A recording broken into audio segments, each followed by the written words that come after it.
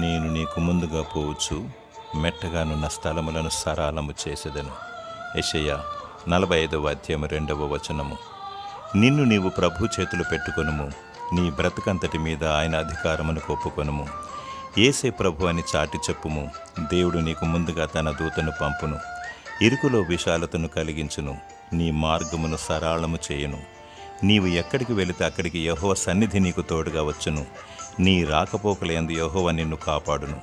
ప్రతి పరిస్థితిలో యెహోవా దక్షిణ హస్తము నీకు తోడుగా ఉండును.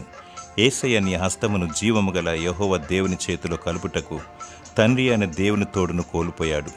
యేసయ్య ప్రేమ అపారమైనది. దేవుని స్తుతించు, ఆయనను ఆరాధించు. దేవుడు నిన్ను నిత్యము నడిపిస్తూ సదా నీకు తోడైండునుగాక. ఆమేన్.